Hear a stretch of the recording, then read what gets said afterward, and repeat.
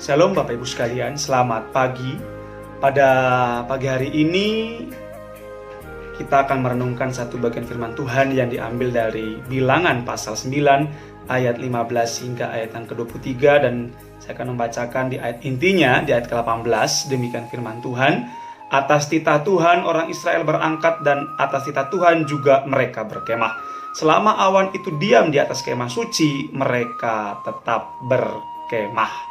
Nah, Bapak Ibu Saudara sekalian, perihal mengenai keberadaan Tuhan, di mana Tuhan berada saat-saat orang mengalami kesulitan, saat-saat orang mengalami penderitaan, adalah topik yang masih saja terus diperdebatkan dan topik yang sangat menarik sekali untuk dibahas.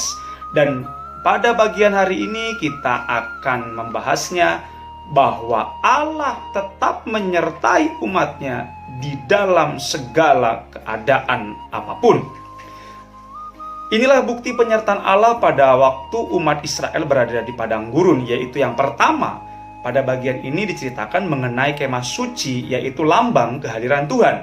Yang kedua, tiang awan dan tiang api itu adalah lambang sebagai wujud penyertaan Tuhan, di mana ketika tiang awan itu berhenti, maka umat berhenti tidak berjalan. Ketika tiang awan naik bergerak, maka umat pun bergerak sesuai dengan penyertaan Tuhan.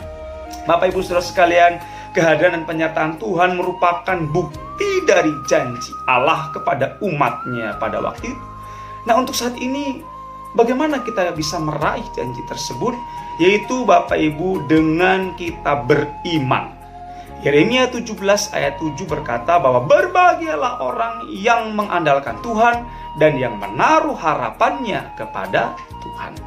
Ketakutan terbesar apa, Bapak Ibu Saudara sekalian, yang menghantui kita saat ini, sehingga kita lupa akan penyertaan Tuhan, sehingga kita lupa akan bukti dari janji Tuhan? Bapak Ibu Saudara sekalian, mari kita mengimani dan kita mengandalkan Tuhan di dalam segala permasalahan kita, di dalam segala tindakan kita, bahkan di dalam seluruh tutur kata kita, sekalipun dari hal yang sederhana sampai hal yang terbesar.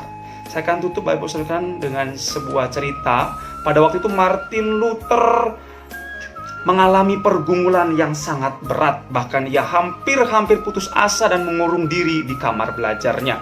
Pada waktu itu istrinya Katharina van Bora merasa bahwa dia harus menolong suaminya.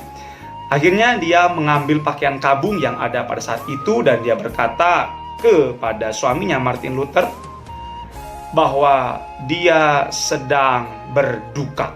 Maka Martin Luther pun bertanya, "Mengapa engkau berpakaian seperti itu? Apakah ada orang yang meninggal?" Istrinya menjawab, "Bukankah engkau tahu bahwa Yesus telah mati dan tidak bangkit kembali?" Martin Luther pun menghardik istrinya, "Apa kau bilang? Yesus mati tapi dia bangkit. Kalau begitu, mengapa engkau bersedih dan hampir berputus asa?" Mendengar perkataan istrinya itu, Luther sadar kembali akan kelemahannya.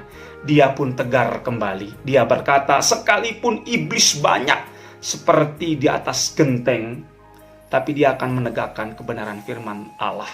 Bapak Ibu Saudara sekalian, mari percayalah kepada Allah. Taruhlah harapan kita kepada Allah, maka dia akan menolong. Selamat pagi, Tuhan Yesus memberkati.